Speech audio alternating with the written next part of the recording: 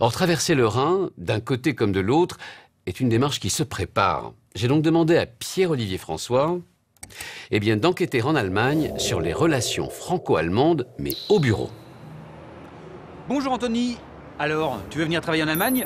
Viens avec moi. Je suis ici à Cologne et j'ai rendez-vous avec 2 recruteurs spécialisés dans le franco-allemand. Jérôme et Constance, ils sont à l'intérieur, ils nous attendent, ils vont tout nous expliquer. En France, de l'école jusqu'au bac, jusqu'à l'école de commerce, il faut être compétitif, il faut être une bête de concours. Et il faut aussi le prouver en entreprise. En Allemagne, c'est le groupe qui joue un rôle très important. L'essentiel, c'est d'arriver à s'intégrer dans une équipe et à y prendre sa place. En France, on obtient aussi des informations devant la machine à café, c'est-à-dire que la communication ne s'arrête pas seulement à l'espace du bureau. En Allemagne, la communication est beaucoup plus formelle, évidemment. C'est l'écrit qui fait foi. J'aime écrire des mails, mais aussi en recevoir, avec de préférence le plus d'indications possible sur ce que je dois faire et quand. Et la machine à café, elle, ne sert qu'à boire du café.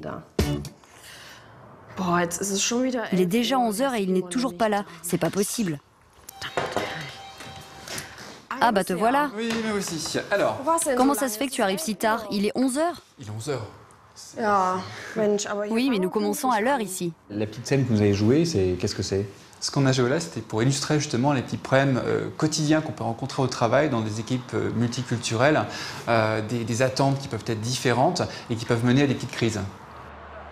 Alors Marie, en fait, est une jeune candidate allemande qui souhaiterait travailler en France. Donc elle souhaiterait postuler pour cette entreprise dans le e-commerce à Paris. Alors en France, un CV en une page. Là, vous nous avez fait un CV très détaillé à l'allemande, en fait. Un RH français pourrait être un peu surpris de voir un CV aussi détaillé. Là où il attend vraiment de voir la ligne rouge, en fait, du parcours du candidat. Que savez-vous du fonctionnement d'une entreprise française? D'après mon expérience, en Allemagne, quand on demande quelque chose à quelqu'un, c'est formulé de façon très claire et très ciblée. Chez les Français, c'est un peu plus subtil. C'est formulé de manière plus prudente. Oui, il va falloir s'attendre en France à ce que les priorités puissent vite changer et à ce que le responsable arrive et dise simplement « Ah, en fait, il y a quelque chose de plus important, il va falloir que tu t'en occupes rapidement ».